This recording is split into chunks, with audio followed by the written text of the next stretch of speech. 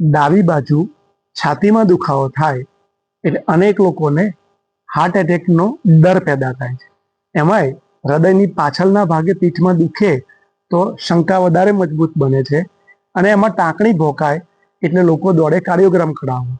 હમણાં એક ભાઈએ 1 વર્ષની અંદર 30-40 કાર્ડિયોગ્રામ કઢાવી લીધા. એમાં આવ્યું તો કાંઈ જ નહીં, પણ તોય વારંવાર કાર્ડિયોગ્રામ કઢાવ્યા. અને એ ભાઈને હમણાં જમણી બાજુ દુખ્યું એટલે ખુશ થઈ ગયા. એવું જ દુખ્યું, અહીંયા દુખાવો, થોડું દબાણ અને ટાંકણી ભોંકાતી એવું લાગે, પણ એમણે ખાઈ લીધું એટલે ધીરે ધીરે દુખાવો બંધ થઈ ગયો.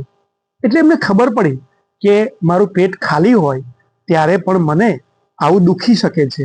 આપણું હૃદય આપણાથી કેટલું બધું નજીક છે અને આપણે એનાથી કેટલા બધા દૂર છીએ.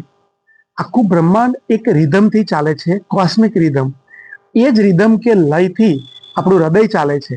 અને મેડિકલી હૃદયના લયને કહેવાય છે ઓટોનોમસ સિસ્ટમ. એને આપણી જરૂર નથી, આપણને એની જરૂર છે. તો આપણે એને સમજવાનું છે. આપણા મનનું સ્થાન હૃદયમાં છે, એટલે આપણા મનના જે મનોભાવો છે એની પર પણ થોડું કામ કરીશું.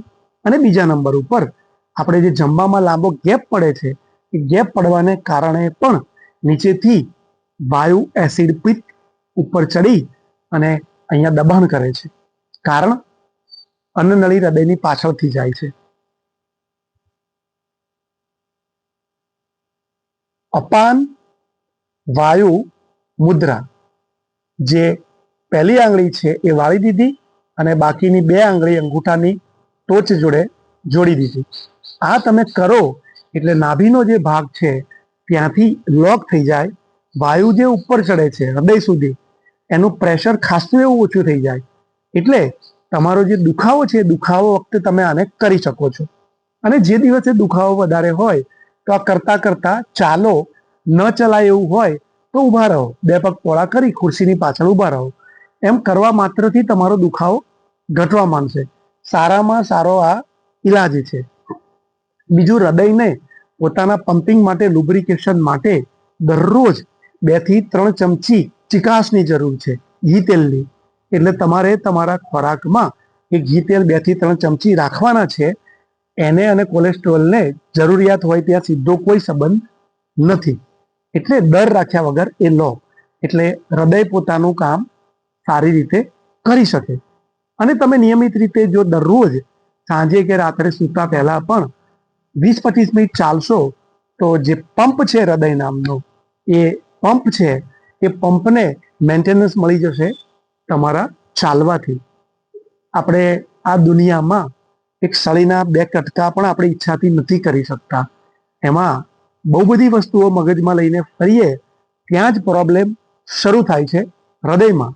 કારણ કે બાળકોને હૃદયની તકલીફ નથી થતી, એમના ધબકારા વધારે હોય છે. દોડાદોડ, કૂદાકૂદ એ એન્ઝાયટીના ધબકારા નથી હોતા, એ એનર્જીના ધબકારા હોય છે. આપણા ધબકારા વધારે હોય છે આવતીકાલની દોડના, બદલો લેવાની દોડના, અને જાતે કરેલી ભૂલો ખાવાની પીવાની એના. અને આળસને ઓટલે બેસી અને આપણે કસરતના વિડીયો જોઈએ અને પછી આપણે વિચારીએ કે મારું હૃદય સરખું થઈ જશે. હૃદય સરખું જ છે. હૃદયની ઉપર બહારથી આપણે એટેક કરીએ છીએ. Attack on heart. Heart attack નથી. હાર્ટ એટેક તો બધી નળીઓ બ્લોક થઈ ગઈ હોય, તમારું કેટલું બધું વજન વધારે હોય અથવા મગજનું વજન વધારે હોય ત્યારે આવે છે. આજકાલ જે આવી રહ્યા છે એ આપણે પોતે લાવેલા એટેક ઓન હાર્ટ છે. તો એમાંથી મુક્ત થવું હોય તો એક્શન લેવાની જરૂર છે. ડર્યા કરવાથી કે શુતુરમુર્ગ, શામરૂગની જેમ રેતીમાં માથું નાખીને બેસી રહેવાથી તમને ધારો કે એટેક આવવાનો હશે તો નહીં કેમ આવે?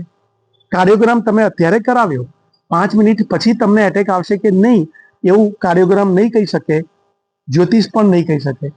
હા, તમને એટેક આવેલો હશે તો કાર્ડિયોગ્રામ અને જ્યોતિષ બંને કહી શકશે.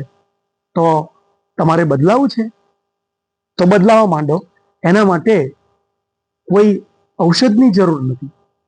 એ ઔષધની જરૂર છે તમારો વિલ પાવર.